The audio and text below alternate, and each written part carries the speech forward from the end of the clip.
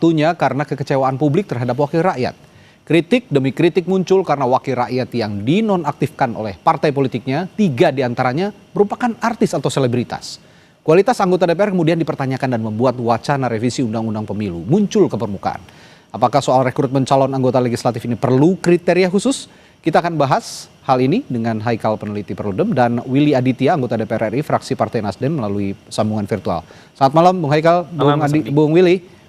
Malam, Mas Adi. Oke, saya ke Bung Willy dulu kalau gitu. Ini partainya juga mewakilkan salah satu artis yang akhirnya juga dinonaktifkan. Bagaimana melihat usul ataupun pandangan dari Prof. Yusril sebagai Menteri Hukum, Bung Willy? Ya, tentu ini harus gayung bersambut ya. It's time to bersih-bersih, tapi ada kata pepatah, Hadi, jangan mengambil keputusan di saat emosi. Oke. Itu yang harus kita jadikan basic ke depan. Saya berulang kali mengatakan keputusan kita harus kita letakkan secara scientific approach on development, on policy. Kenapa? Karena harus ada riset. Ini waktu kita tidak mungkin hanya mengatakan yang sekarang jelek, apakah yang sebelumnya juga nggak jelek.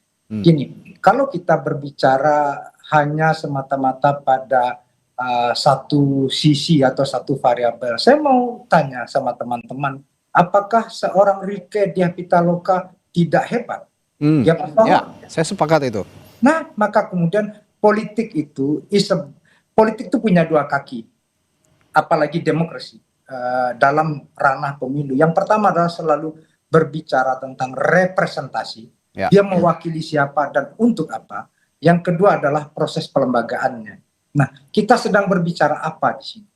Nah, kalau menurut hemat saya sebagai anggota dewan, sebagai bapilu partai, sebagai penggiat partai, yang harus kita lakukan adalah sebuah proses pembaharuan, entah itu namanya transformasi, entah itu namanya reformasi, tapi secara menyeluruh. Semesta politiknya yang harus kita lihat. Jadi saya sepakat ini waktunya, tapi tidak dengan basis emosional. Kenapa? Kita harus berkaca. Dulu kita menolak sistem yang tertutup dan kemudian menggunakan proporsional terbuka ini atas kritik kita pada masa lalu yang sangat limitasi. Ingat itu. Bahkan lagu Iwan Fals masih ingat, Mas Hadi, bahwasanya tidak kenal siapa Pak wakilnya. Iya kan? Jadi masing-masing, semua teori politik, semua teori sosial politik itu memiliki cacat bawaan. Semuanya. Nah, tinggal adalah yang harus kita lakukan. Menurut hemat saya, 2 hal. Yang pertama adalah scientific approach, kita harus melakukan riset base yang kemudian berbasiskan dialog, poros keduanya. Harus dialog multi layers, inilah deliberative democracy. Kita tidak menggunakan lagi Athenian demokrasi. Kalau hanya para filosof yang berdemokrasi, itu Athenian demokrasi. Kalau hanya suara Vox Populi, Vox Dei yang berdemokrasi, itu adalah demonstrasi. Suara itu anak. Maka kemudian kita harus mencari benang merahnya, bahwasanya deliberative demokrasi itu adalah basisnya dialog, yaitu melibatkan siapa saja, ya political society, civil society, ya state dalam hal ini, dan kelompok-kelompok kepentingan lainnya untuk duduk bersama, karena tidak ada yang sempurna atau paripurna. Ada kelemahannya dan ada kelebihannya semuanya. Saya menangkapnya dari pernyataan Bung Willy ini, selain bukan hanya soal jangan emosional untuk mengambil keputusan, saya melihatnya tidak semua artis, Bung Haikal, tidak semua artis itu punya reputasi yang buruk di politik. Tadi Bung Willy sudah mencontohkan betapa hebatnya Rieke Diah Pitaloka, betapa hebatnya kalau saya melihat ya, ada Nurul Arifin juga di sana yang juga punya kapasitas baik. Desi Ratnasari.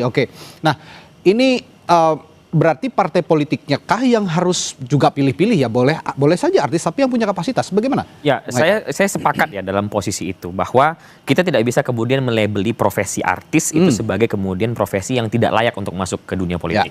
Kita nggak bisa mengeneralisasi seperti itu. Bahwa ada kemudian artis yang atau selebriti yang kemudian memiliki kualitas yang bagus, kita lihat ada. Namun ada juga kemudian yang mungkin ya kualitasnya tidak baik atau kemudian tidak memahami prosesnya, ya ada juga gitu. Artinya apa? peran partai politik lah di sini yang harus kuat. Bagaimana kemudian mencari kader itu tidak hanya sebatas popularitas semata, tidak hanya sebatas untuk memenangkan kontestasi kandidasi saja, namun kemudian harus memikirkan bagaimana ini akan bekerja nantinya. Oknum-oknum atau orang-orang ini yang sudah dipilih oleh partai politik untuk mewakili partai politik di dalam kontestasi pemilu, itu kan harus dilihat bagaimana kemudian track recordnya, kualitas dan sebagainya. Maka dari itu kalau misalnya ya berkaitan dengan hal itu, kami di dalam usulan naskah rancangan undang-undang pemilu, jadi ini sekadar informasi Mas Adi bahwa kalau seandainya tadi kan Bang Willy mengatakan bahwa kita harus scientific base, kita harus melakukan research terlebih dahulu. Nah, teman-teman di masyarakat sipil, di NGO ya khususnya, itu kemudian sudah melakukan itu dari beberapa waktu yang lalu. Dan sekarang kami sedang menyusun naskah rancangan undang-undang versi ataupun usulan masyarakat sipil, yang salah satu poin di dalamnya adalah berkaitan dengan hal yang tadi, bahwa kami mengajukan harus ada persyaratan minimal waktu seseorang sebelum dia dicalonkan oleh partai politik untuk menjadi calon anggota legislatif, ada waktu tertentu dia mengabdi. Kalau misalnya kita atur misalnya ya 2 tahun. Jadi sebelum dia mengabdi di partai politik. Di partai politiknya ya, mengabdi di partai politik yang bersangkutan yang akan, jadi nggak bisa juga. Dia ngabdi di partai politik A terus tiba-tiba nyalon di partai politik B, nggak boleh gitu juga dong gitu. Jadi ada waktu sehingga apa? Proses kaderisasinya berjalan dengan baik, pendidikan politiknya dapat, meritokrasinya berjalan, lalu kemudian calon anggota ini nanti akan dapat memahami visi partainya, dapat dipahami, tujuan dia menjadi anggota legislatif dipahami dan sebagainya. Mengabdi dulu, ini usulan ya Bung Willy, mengabdi dulu di partai politik minimal 2 tahun tadi ya. Kalau usulan kami 2 tahun. 2 tahun usulannya agar kaderisasi juga benar-benar muncul di partai politik. Mau itu artis, mau itu politisi, mau itu bisnismen. Kalau ada kaderisasi yang baik, ada pengabdian kepada partai politik, niscaya masuk ke DPR juga kualitasnya akan baik. Bagaimana respons Anda, Bung Willy? Ya beginilah, yang harus kita lihat secara objektif Mas Adi adalah semesta politiknya. Toh selama ini itu kan variabel yang sangat prominent dan bahkan determinan itu adalah popular vote ya, popular basisnya. Jadi memang itu selera pasar, suka nggak suka, senang nggak senang. Saya ini kan ya boleh dibilang melakukan kaderisasi pada teman-teman aktivis mahasiswa ya. Tapi itu kan kemudian ketika dilempar ke pasar, ketika dide, nolongso saya jatuh ke dalam air mata saya, nggak dipilih sama orang. Jadi ada realitas itu yang kemudian harus kita pahami, bahwasanya untuk kita rubah, sepakat saya. Siapa sih kalau kita mau tanya hati kecilnya, siapa sih yang nggak menjerit dengan sistem ini? Semua orang menjerit. Itu yang dinamakan aspek pragmatisme itu tadi, Bung Willy? Gini, ada beda oportunis dan pragmatis, itu dua hal yang berbeda. Dalam kontestasi, siapa sih yang nggak ingin menang? Itu aspek pragmatis. Bahkan Tuhan pun tidak mendikotomikan pragmatis dengan idealisme. Tuhan menciptakan tangan kiri dan tangan kanan. Itu jangan salah sesat pikir kita di sana. Jadi pragmatisme dalam kontestasi, tidak ada orang yang tidak pragmatis dalam kontestasi. Semua ingin menang. Maka kemudian kami menawarkan kalau Mas Hadi merujuk kepada risalah hasil Kongres Partai Nasdem itu adalah mix vote. Apa itu? Ada popular vote, ada party list. Ini based on Jerman dan Jepang experience. Nah, ini yang tapi kemudian ini salah satu baru tawaran. Bagaimana caranya kita duduk bersama? Kita nggak boleh melakukan klaim kebenaran sepihak, enggak. Kenapa? Kita harus duduk bersama melihat, karena kita tidak mau terjebak pada rasionalitas ekstrim dan empirisme ekstrim. Nah, kita disinilah peran dialog satu dan lainnya untuk meletakkan, kita lihat apakah ini kan tidak hanya rekrutmen ya, tidak hanya sistem pemilunya. Kita lihat juga aspek penyelenggaraan pemilunya, pelaksana pemilunya, state aktor yang lainnya. Nah, jadi banyak variabel-variabel di sana yang kemudian kita kaji, bahwasanya bertepuk tidak sebelah tangan, Mas Hadi. Nah kalau gitu pertanyaan saya selanjutnya, bagaimana Bung Hekal menyeimbangkan antara yang disebut oleh Bung Willy tadi popular vote ya dengan kualitas. supaya tidak terjadi lagi di hadapan publik seperti yang kemarin. Ada 3 selebritas yang akhirnya dikritik oleh publik karena punya pola komunikasi yang begitu buruk dan menyebabkan gelombang unjuk rasa yang begitu luas. Ya.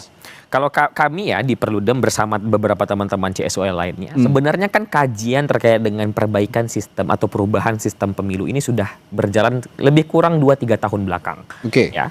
Kami di Perludem itu sudah membuat simulasi, sudah melakukan simulasi, sudah melakukan modeling, termasuk surat suaranya terkait dengan apa yang disampaikan oleh Bang Willy tadi. Oke. Jadi nah inilah mudah-mudahan ini bisa menjadi gayung bersambut juga ya seperti yang dikatakan Bang Willy tadi. Artinya apa? Artinya ada berbagai elemen yang sudah sama-sama memikirkan. Ya. Kalau saya tidak salah juga dari pemerintah itu, dari Kemendagri dan juga dari Bappenas itu sudah melakukan simulasi dan modeling juga terkait pilihan-pilihan.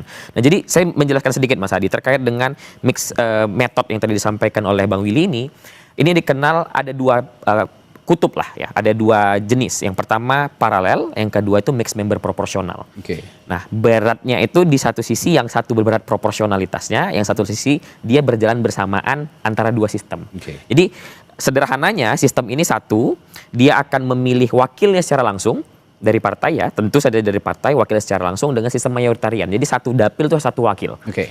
Dan satu sistem lagi ini akan ada sistem proporsional yang proporsionalnya adalah proporsional tertutup.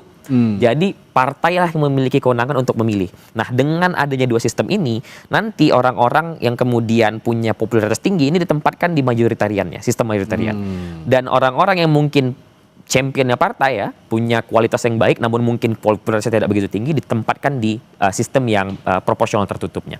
Nah, dengan sistem seperti ini ditambah lagi ya, tentu sistem saja juga tidak mungkin bisa menyelesaikan masalahnya. Tetapi kita harus mengikutkan yang lainnya, seperti tadi saya sampaikan ada syarat yang harus dipenuhi, lalu kemudian termasuk juga demokratisasi partai, ada yang namanya pemilihan pendahuluan misalnya untuk calon anggota legislatifnya. Jadi ada partai itu melakukan pemilunya sendiri gitu loh, untuk menaruh nomor urut Itulah yang dilakukan oleh negara-negara maju sebenarnya. Benar, seperti apa yang terjadi misalnya di Amerika Serikat gitu kan. Nah, jadi memang kita harus melihat ini ya, dan inilah kenapa kami sejak awal tahun 2025, sejak rancangan undang-undang pemilu dan undang-undang pilkada itu dimasukkan ke dalam daftar prolegnas prioritas 2025, kami sudah dorong segera dibahas. Karena apa? Karena kita butuh nih waktu untuk mensimulasikannya.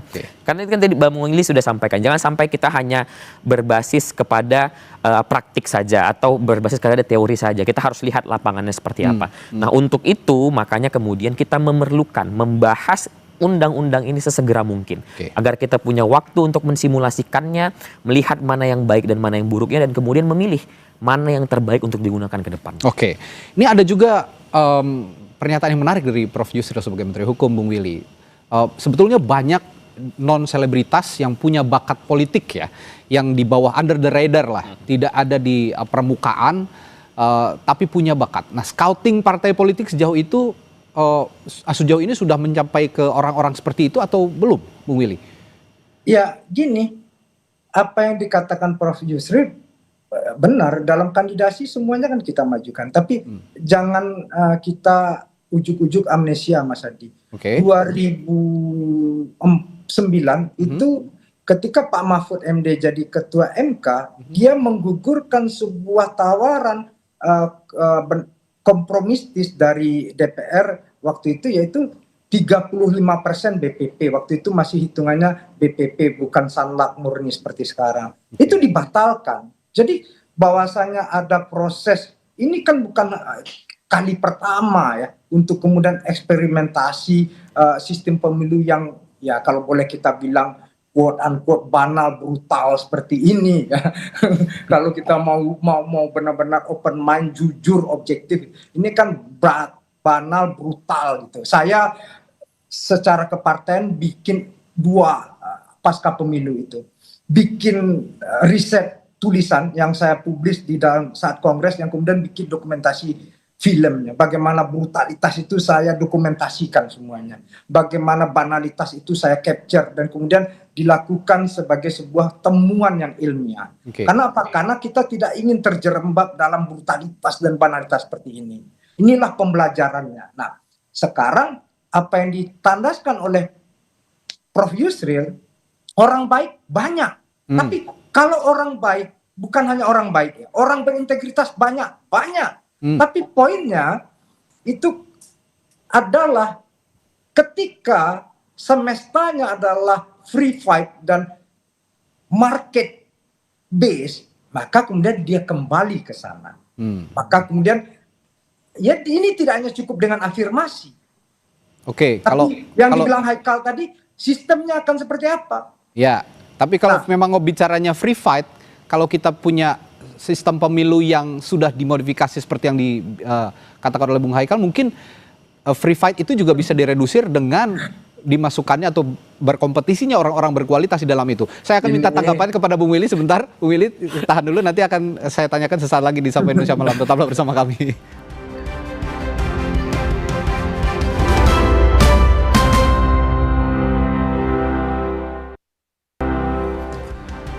Kembali di Sapa Indonesia Malam. Tadi sebelum jeda saya bertanya ke Bung Willy atau meminta respons tanggapan dari Bung Willy. Kalau Bung Willy tadi mengatakan semesta politik harus berubah, ya kalau memang ingin berubah, sistemnya juga harus diubah dengan modifikasi yang dikatakan Bung Haikal tadi. Bagaimana Bung Willy? Ya, jadi ini tidak seperti tunanetra memegang gajah, pegang belalai, ular, pegang kaki, batang kelapa, pegang kuping, seperti pelepah pisang. Nah, jadi tidak bisa melihat hanya satu variabel. Nah, saya ini momentum untuk kemudian kita periksa secara objektif semuanya, semestanya. Kenapa? Sistem pemilu itu kan bagian part of di dalamnya juga ada government system gitu. Nah, maka kemudian sistem bernegara. Kita mau pilih yang mana? Termasuk yang gugatan teman-teman dari civil society tentang pemisahan pemilu nasional dan pemilu daerah, ya. Ini yang harus kita lihat secara objektif. Ini kan bernegara, ini kan bukan main game SimCity, ya, yang kemudian bisa dibongkar pasang. Menarik nih analoginya. Ini berbicara tentang human, antroposentris kita di sini. Nah, dalam konteks itu saya punya salah satu cerita lah. Sahabat saya Masinton Pasaribu yang sekarang jadi Bupati Tapteng itu. Dia habis masa mudanya melakukan advokasi di sebuah komunitas. Nah, lalu kemudian orang sakit dia urus, orang mati dia urus, orang sekolah dia antar. Tapi ketika hari H, apakah orang pilih dia? Belum tentu. Nah, di sini kita memeriksa tentang patahnya representasi kita. Bagaimana liberal demokrasi itu jantungnya adalah kapital. Di semua negara liberal demokrasi. Nah, tapi di kita apesnya sudah berbiaya mahal, instrumennya money politik lagi. Nah, ini sudah jatuh tertiban tangga, diludahin gitu kan. Nggak enaknya minta ampun. Gitu kan? Nah, jadi kita harus periksa ini. Ini kita nggak boleh menyalahkan siapapun, Dan. Karena apa? Ini pilihan kolektif waktu saat itu. Nah, di saat inilah Haikal, saya dan kawan-kawan termasuk government, state dalam hal ini, kita sama-sama duduk. Saya orang yang open mind untuk berdialog, bahasanya kita tidak cari menang-menangan. Ayo, kenapa? Ini kepedulian kita bersama, ini sistem yang mengantarkan kita hidup bernegara, berbangsa, maka kemudian bagaimana melahirkan politik itu basisnya satu aja, Mas Adi, adalah keberpihakan. Nah, saya waktu jadi wakil ketua balik, periode kemarin itu mendorong setiap rapat badan legislasi itu ditayangkan secara langsung melalui sosmed dan YouTube DPR. Sehingga orang memberikan masukan, input segala macam. Nah, ruang dialog ini yang harus kita perlebar, tidak menang-menangan, ya. Ini momentum untuk kemudian melihat bahwasanya yang patah representasi ini di mana letaknya. Apakah memang karena money politiknya yang banal sebanal-banalnya, atau yang kedua bagaimana pelembagaan demokrasinya. Nah, demokrasi ada giumnya, Mas Hadi, adalah it's not about good man and good will, but it's about role of game. Itu yang paling penting, aturan main. Kenapa? Sehebat apapun orang, dia bisa kalah dalam pemilu. Ini seandainya semua anggota DPR kayak Bung Willy, mungkin hingga saat ini Indonesia damai-damai aja, nggak ada yang kayak kemarin begitu ya. Ini pola komunikasi yang seperti ini yang memang dibutuhkan oleh publik, sehingga publik juga paham bagaimana anggota Dewan bisa merepresentasikan partai politik maupun juga konstituennya di parlemen. Tapi saya ingin tanya sedikit deh Bung Willy, ngomong-ngomong soal fenomena selebritas di parlemen, menurut Bung Willy, apakah ini sebenarnya memperkuat citra atau malah melemahkan sih Dewasa ini? Ya, itu depend on market base ya. Saya ini tidak mau menepu air dalam dulangan. Oke. Saya orang yang tangan mencincang bahu memikul ya. Jadi apa yang kita lakukan, kita belajar dari hal ini. Yang paling penting beberapa hal ini harus kita jadikan proses pembelajaran. Oke. Mas Hadi harus lihat, tanya Bung Haikal itu, bahwasannya beberapa dapil itu ada pesohor idol ya. Itu yang suka nggak suka, senang nggak senang, memang itu taste-nya. Jadi ya, harus diakui itu. Itu benar-benar apa ya? Ya kita aja kita nih ibarat lari pakai mobil Innova, dia sudah pakai Ferrari, gimana komentarnya itu ya, kayak gitu. Nah, jadi kita tidak boleh terjebak pada ekstremitas yang Haikal ingatkan tadi. Ini kita ingat Ronald Reagan ya, dia seorang pesohor ya, tapi dia menjadi presiden yang mengakhiri perang dingin. Dia kan luar biasa. Jadi kita tidak bisa kemudian menghakimi sebuah profesi, latar belakang orang itu. Kalau kata Albert Camus, nggak fair kita ketika mengadili orang dari latar belakangnya, nggak fair. Kalau gitu saya tetap melihat ini sebenarnya peran partai politik dalam membidik atau scouting ya kader-kader, termasuk para artis, para selebritas, siapapun itu.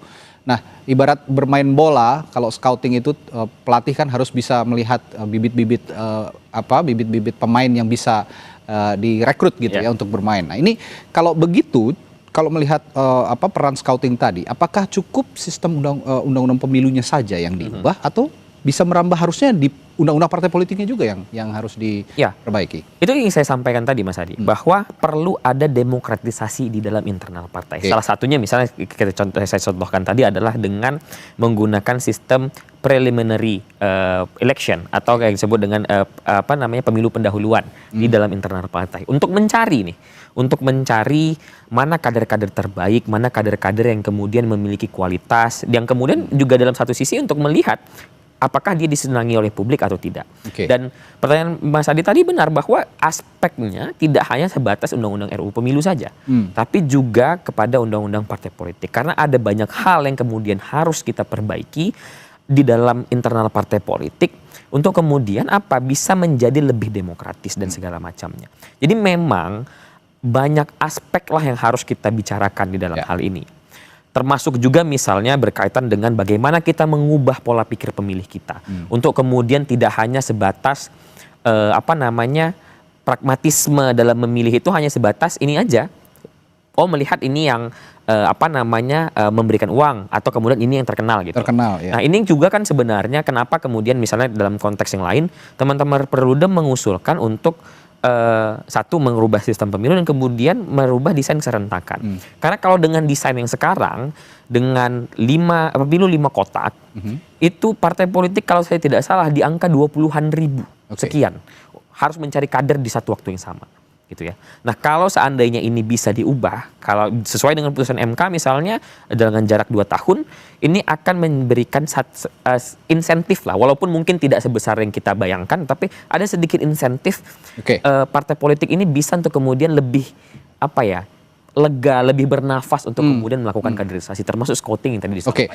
Nah, kalau begitu melihat kondisi saat ini dan pernyataan atau usulan dari Prof. Yusril tadi, sejauh mana sih sebenarnya usulan ini bisa terrealisasi sekarang di keadaan seperti saat ini? Nah, ini tergantung sekali dengan political will dari partai yang ada di parlemen dan juga presiden. Kenapa? Karena bagaimanapun pembentuk undang-undang itu kan antara DPR dan juga presiden ya.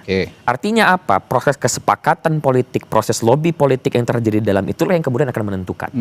Kami di luar CSO dalam posisi ini kemudian memberikan masukan.